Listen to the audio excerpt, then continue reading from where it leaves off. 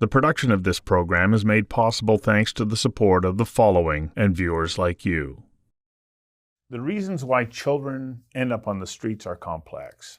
Often their arrival represents an active decision on their part in response to serious rights violations at home, says Moses Ogutu in Under the Bridge, The Invisible Lives of Street Children.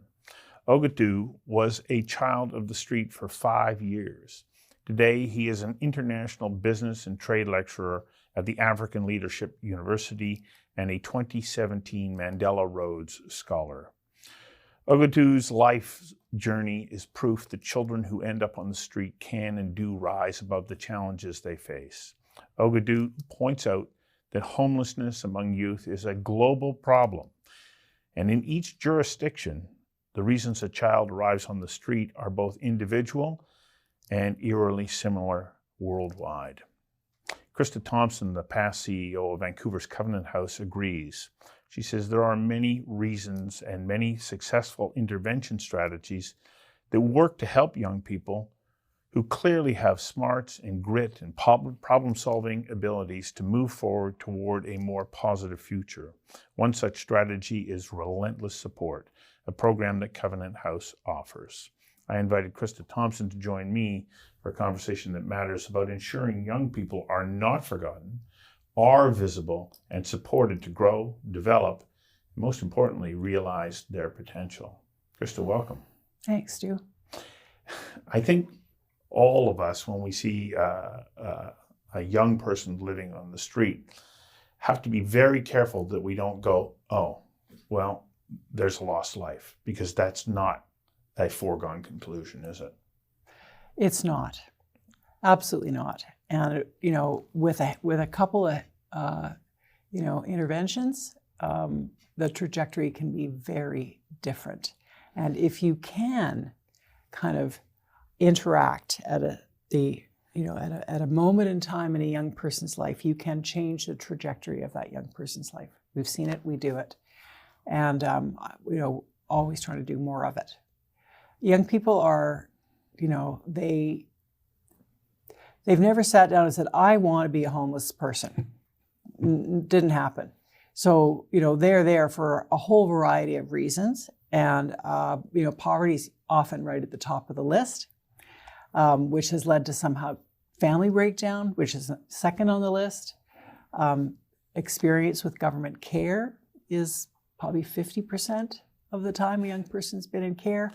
And the common thread is that most of those young people on the street are simply detached from a system, from school, and from family. And it's up to them to disclose what happened to them so that they became detached, because through no fault of their own, they find themselves where they are. Clearly, they have a will to survive, though, because they've said, I'm going to leave something that is worse than being on the street. We might look at them as being cast adrift, but maybe it is their first act of acknowledgement of the challenges that are in the environment that they're living in, and they're taking that first step forward. It may not look like it's a positive step to many people, but that very act may be their first, I'm standing up for myself act. Survival instincts are strong, right, in all of us. But I think particularly when you've been, from a young age, you've been in, let's say, an unstable environment or a dangerous environment, and you really feel no other choice but to leave the situation. And if the street or couch surfing or whatever option they choose is better than home, then you got to know that home is probably a pretty bad place. And that's not always the case, but it often is. Mm-hmm. And I think the thing that I often feel like I must remind people of is that a homeless kid is the least interesting thing about a homeless kid is that they're homeless. Right. Really. Yeah. I mean, and they come from all walks of life. So at any one given day at Covenant House, Vancouver, there's a young person who is a refugee with no history of drug abuse is a LGBTQ youth who has been shunned by their family and no longer has a place to live. That happens close to home and regularly. Mm-hmm. And a young Indigenous person who's left their Northern Reserve to find family who is somewhere in Vancouver. That's another often occurrence. In many cases, it's family breakdown, and the remaining parent or the parents can't cope because of their own mental health concerns, / poverty, / poor coping skills, / lack of education, and on and on. The production of this program is made possible thanks to the support of the following and viewers like you. So, how do you then intervene in a way that that a young person can appreciate and understand? And I asked that question from a fantastic, little story that I once heard about someone who was in great trouble, and they needed help. And an unlikely source came to them. And they said, "Why are you helping me?" And he says, "Well, I'm going to tell you a little story about a guy who's walking along the street. And there's a manhole with the cover that's off, but there's no markings around there. And the guy falls down the hole. And he's down in the hole and he's yelling, 'Help, help, I've fallen down this hole and I can't get out.' And a priest comes by and says, well, say 3 Hail Marys. And, and then the priest goes on his way. He goes, 'But I'm still down in the hole.' And then a doctor comes along and the doctor writes a prescription. And the person says, 'Well, I'm still down in the hole.' And then a friend comes along. And I always get a little choked up when I tell this story. Friend jumps in the hole. Yeah. And they go, 'What are you doing down here?' 'Then we're both in the hole.' And the friend says, 'I know, but I've been here before. Yeah. And I know the way out. Yeah. Follow me.' Like, how important is it that when you're seeking help, you seek it from somebody who has been there? Well, I think I think having been there, or at least having some, a measure of empathy is so important, right? Right. The thing is that, many of these young people have not actually had a friend. Yeah. They haven't had a trustworthy adult in their life, ever. Yeah. Perhaps. Or if they did, that person is gone for some reason. And so trust is a very difficult thing to earn with a young person who's been through some traumatic event, often at the hands of the people that are supposed to be looking after them. So that, it takes a lot of courage to walk up to a doorway, like Covenant House's doorway, and walk inside and go, "I need help." Like, how many times, do you have an easy time asking for help? Right. Kids are the same thing. They're proud. They are scared. Often their health isn't good, and they don't trust anybody. So we have to work really, really hard to make sure that we are where they are, number one, so they can, sort of encounter us just walking down the street. We're just where they are. We have to be sure that what we say we're going to do, we do. We have to be sure that our buildings and our staff are highly trained to understand, what trauma does to a young person and how to meet a young person and make them feel safe soon. Mm-hmm. So there's lots. It's a sophisticated thing. In other words, at the same time, it's as simple sometimes as, a decent place to sleep. High safety, quiet, nutritious meals. Sometimes for the first time in their life, a doctor's appointment. Sometimes they haven't had one for a long time. Some of the basic things, and we tend to woo young people with some of those good things, including in Vancouver, 2 fantastic new buildings that are very cool and are, are very welcoming and look very welcoming and approachable. I know it's cliche to say I'm going to overwhelm them with love, but in essence, in some ways, that's what you're saying. But it's a very complex equation, and it must have to be tailor-made for each child because everybody's life path is different. 100%, and that's why systems struggle with really transformational help of these young people, because systems don't love well. No. Number one. People do, but systems not necessarily. And also, systems tend to lump the systems like categories. They like to categorize or label particular populations, and they attach some kind of prescription with that label, and that's what you're going to get. You're going to get that dosage, that frequency, because you've been labeled as this thing. These are individual young people. They know BS when they hear it, and they know when a service is not right for them. Mm-hmm. I'll take your food, but the rest of this stuff is not what I need. Mm-hmm.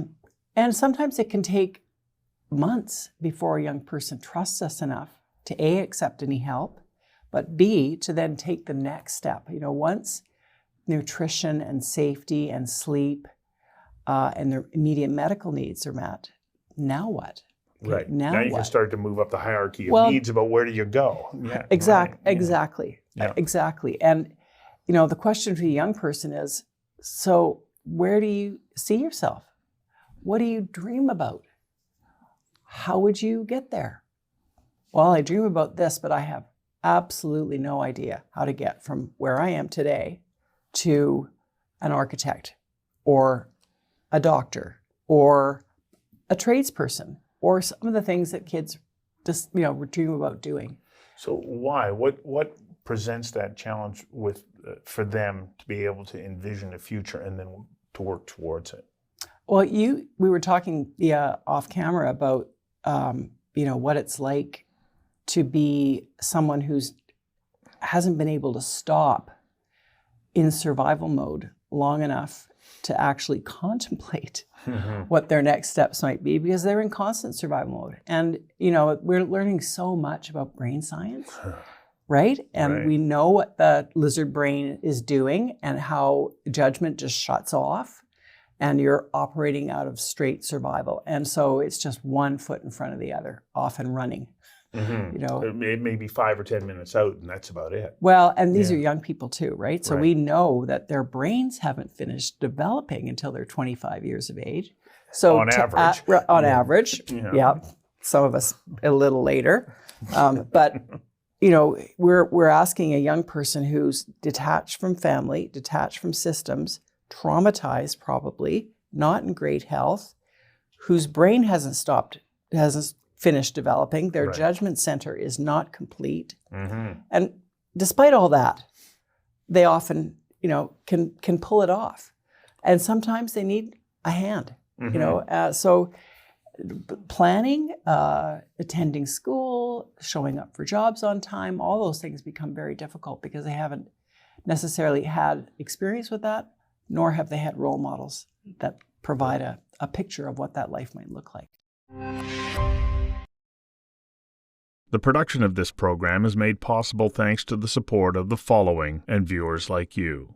In my introduction, I also indicated that we want to make sure that these people, young people, feel as though they are seen, that they're not invisible, because that goes so much to one's sense of self.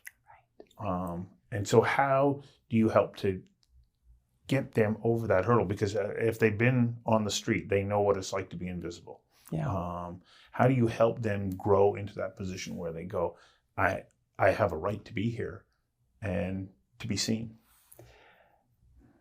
It's a great question, and I think it's something that we all can relate to, because all of us are tempted to look away, right?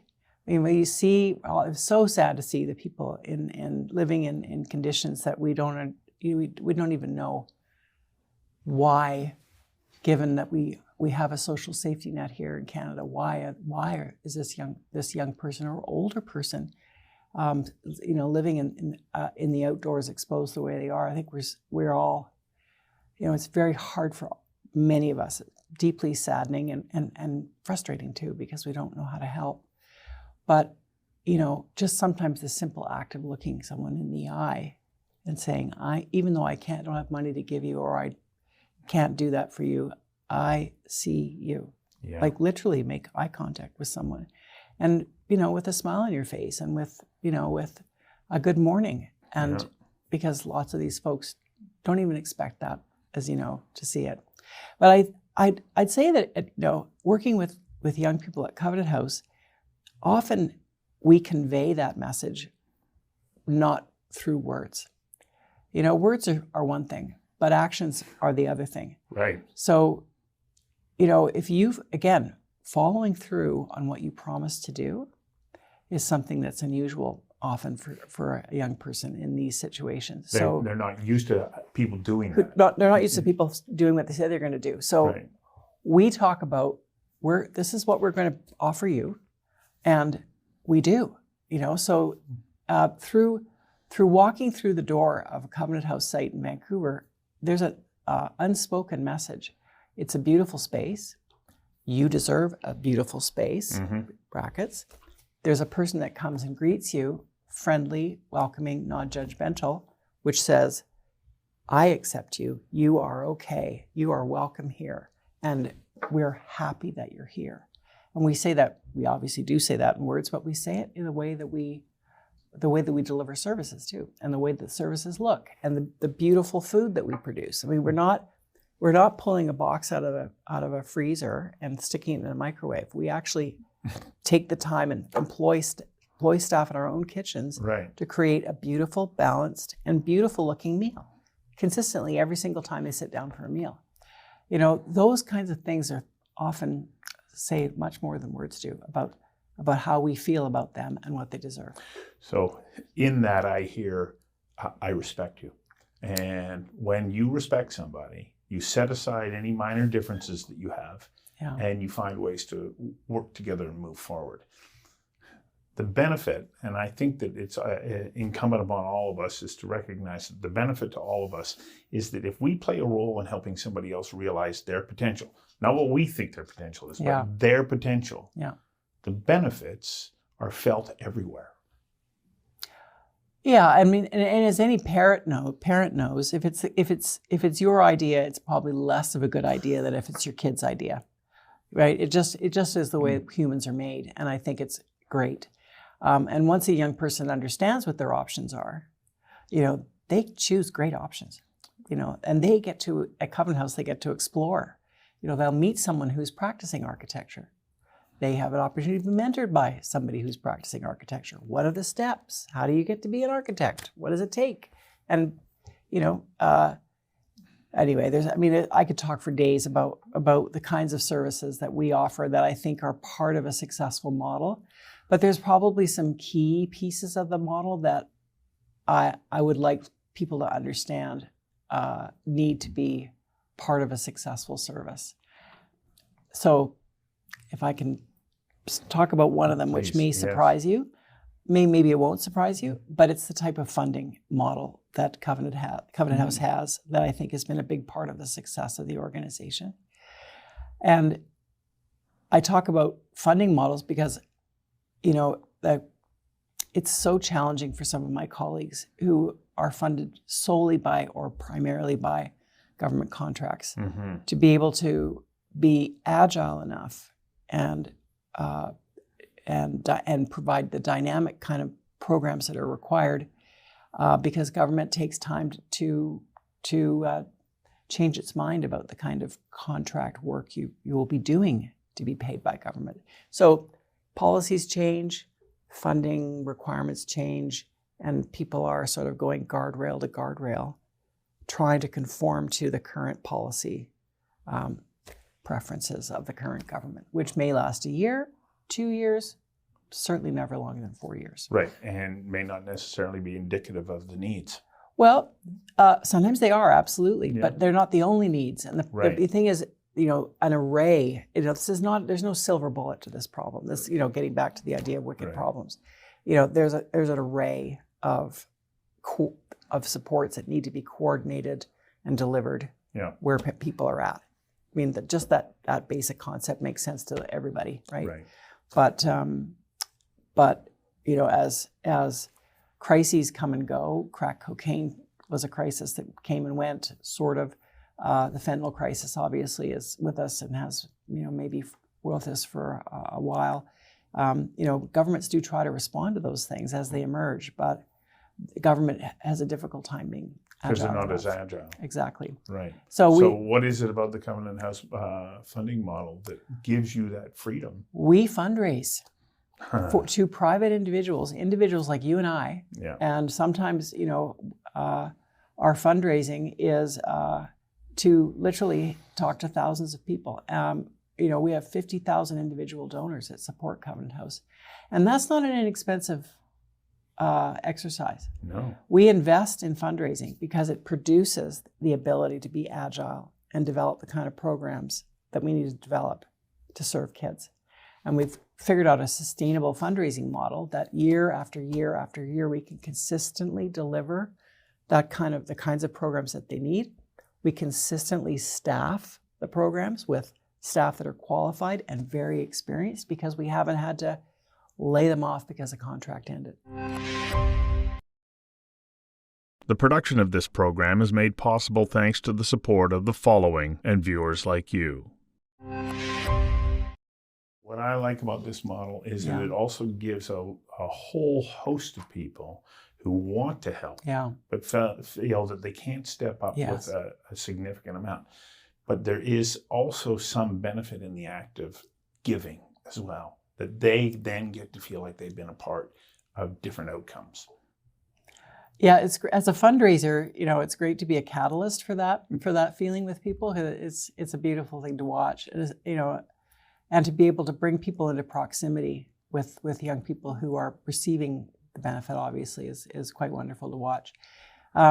We also had some very, you know, people of significant wealth who contribute to Covenant House as well, because they really see, as we all do, that when everybody's better off, everybody's better off. Exactly. And, you know, young people are great focus because they're young and they've still got their whole life ahead of them. And, you know, it's exciting to watch them transition into adulthood. Well, I want to encourage anybody who's watching this to reach out and be a supporter of Covenant House because of the work that is being done to help young people at a very, very important point in their lives, and that can help them realize their potential. I think that it's something, as you say, when everybody is better off, everybody's better off. Yeah. Well, thank you for that plug. I appreciate that. I know that everyone at Covenant House will appreciate that. At the very least, jump on the website, on the Covenant House Vancouver website, because there's great stories there about young people. You can read about the kinds of journeys that they've had and the kind of successes they've had. Yeah. And, you know, I'm also going to say this, you know, many, many, many young people do very well at Covenant House. And then there's going to be a group of young people that don't. Yes. Okay. And that's a reality. And I like to talk about the reality of the world we work in because otherwise, you know, we're not talking about, we may be talking about the success stories, but we also need to talk about the kids who have bigger barriers to success. And some of them, you know, will probably require care for the rest of their life. It is ever thus, right? Mm-hmm. But probably, you know, I hate to throw, you know, put percentages in because they can fluctuate, but, you know, somewhere between 10 and 20%, sometimes some years as much as 30% of the young people we work with are likely to need support for the rest of their life, whether that's disability payments, you know, subsidized housing, or a fully, you know, full wrap of mental health support. Well, let's make sure that they do have that support, because we do not want them to be forgotten and left. Well, we're seeing a horrible human experiment unfolding on the streets, not too far from the studio right now, and that's not humane. It's not caring for our fellow human being. Well, experiment is an interesting word. Mm-hmm. You know, I think about the world of addictions these days, and there's so many different interventions that we're talking about in addictions, whether it's safe supply, harm reduction, some really kind of what would have been considered years ago, some pretty out there kind of solutions, knowing that these are experimental. We also are finding through experimentation that here's what's not working, but here's some of the things that are working. Mm-hmm. I think the public might get frustrated because they're not seeing instant results in some of this experimentation, and some of it really isn't working. But what we are discovering is that virtually none of these interventions work in isolation. They must work in a coordinated fashion with the other aspects of social benefit. Right. And another one of our challenges in Canada, I think, and in other jurisdictions as well, face the same problem, is this sort of disjointed coordination of services. I know you've heard that before from other folks, but I can't say enough about how important it is for to the success of the young people at Covenant House that they have one easy doorway to walk through, and all of a sudden there's an entire array of easy to access supports with someone to guide them along to say, well, you might want to start here, and we're looking at your literacy scores, and we're seeing that your literacy scores are iffy. Like, how was your school experience? Awful, because I couldn't read, or I was streamed in from the Congo because that's where I lived, to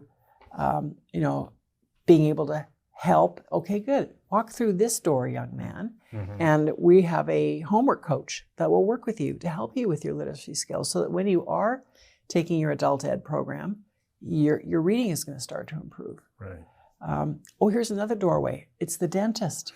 The kid hasn't smiled for 5 years because his teeth are so poor. Yeah. And they literally haven't smiled for years and are embarrassed to smile. Try job hunting when your teeth are, right. rotten. So here's we're getting the sense that you're concerned about, your dental health. How would you feel about having some dental support? What's that? Well, introduce you to our volunteer dentist who will help you create a new smile. Wow, powerful stuff, right? Yeah. So an array of supports needs to be easy to access. Under one roof is probably functionally a great idea. At least coordinated, at least one person walking alongside that young person who can show them each one of those doors. It's called case management. It's not a new concept. It's just we don't fund it consistently. Yeah. Well, thank you for sharing these insights, and I encourage everybody to have an open heart and see people for what their best can be. Whether they're young people or others who are struggling with challenges, we need to look after one another. Thank you. Thank you.